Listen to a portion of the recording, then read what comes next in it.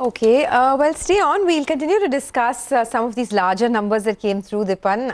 Invite you to listen into the next conversation. HDFC Bank's numbers will be discussed today. They came in below expectations. The high slippages were in the agricultural and corporate loans segment, and that really is something that disappointed the street.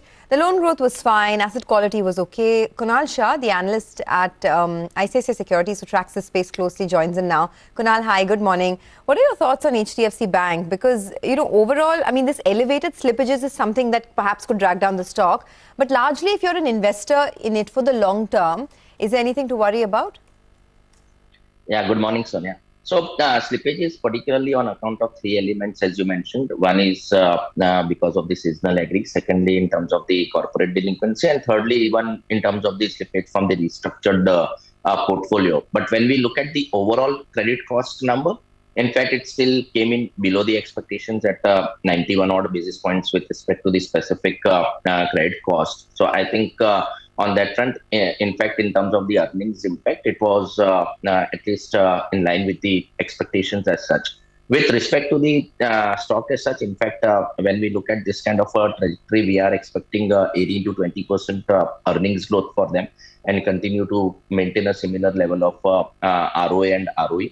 Margin improvement should flow through going forward because maybe the effect of the hikes in the MCLR and EBLR will get reflected with a lag of 3 to 6 odd months.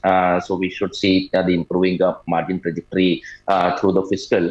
But given where the stock is trading at almost 2.3 odd multiples, there is room for the further upside, and we have a buy recommendation on the stock. You have a buy recommendation, but one will look at these numbers in the context of what others will report as well, right? I mean, ICICI, Axis, so it's all relative. In the others, we are still awaiting, but where does that leave HDFC Bank relative to the others as far as expectations go? Sure. So firstly, when we look at it in terms of the growth on the sequential growth, around about 2% was something which was reported. When we look at the industry-wide fortnightly numbers, we have seen 3.5% kind of growth for this quarter. And some of the banks have come out with the business updates wherein the sequential momentum in the growth was say slightly higher. So in fact, even though HDFC it's like 21-22 odd % growth on the growth side, we will see other players also having somewhat similar. Wherein the disappointment came in was with respect to the treasury loss, almost 1,300 odd crores of treasury loss with 34% of investments in AFS. So we'll need to see in terms of how other banks report, but obviously, given the rise in the GSEC yield as well as the corporate bond yield, there will be M2M loss element across the board. And another monitorable across the board is going to be the slippage from the restructured pool. So I think there were some slippages out there for HDFC, but we just need to see in terms of how the slippages trends across peers are. But I think this will be the three element wherein we will have to see as to how the other banks report. And in terms of the expectations, I think expectations are almost stable kind of slippage run rate. I think margin improvement is expected from Q2 because it takes some time for repricing of the loans as such. And I think overall treasury loss estimates, given that everyone has the AFS portfolio and working around some kind of a sensitivities, there are expectations which are built up for the other banks as well. Kunal, good morning. In fact, that is what I was coming to, right? The asset quality. This is one thing where you could say that this was disappointing, right? Whether you look at the NPAs or even the slippage number is high at 7,200 crores. I think the market would just see it as a one-off, or is this something which could sort of have a bit of a factor to derail the stock from here on?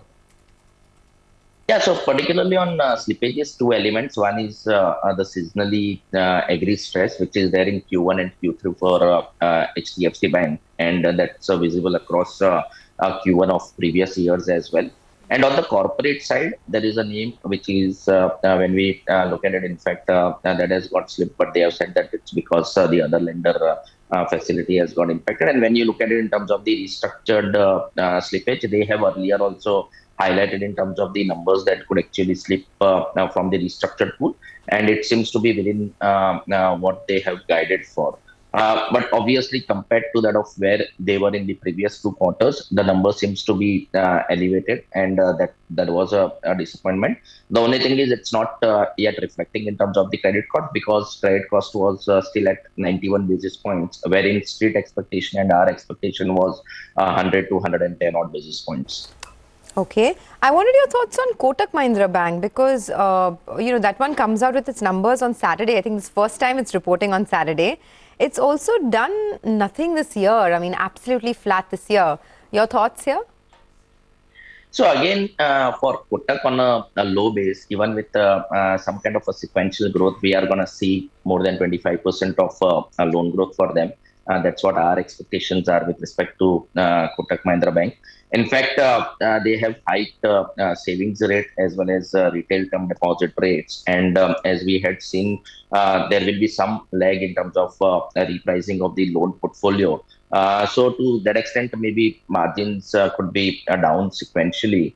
But again, in terms of the M2M, they have lowered the duration on their AFS portfolio, but we had taken a hit on the AFS portfolio in Q3. In Q4, it has normalized, but we will have to see in terms of Q1 how is the knock on the treasury book for them, because as of FY21, their annual report is yet to be out. But when we look at as of FY21, the proportion of AFS was slightly on the higher side, though with a lower duration. So again, treasury loss is something which will be watched out for in Kotak.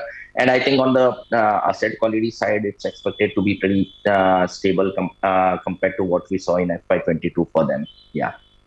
Kunal, thanks a lot for joining us. Always good getting your thoughts on the financial space. So that's HDFC Bank. Yeah, thank you. Let's move on then.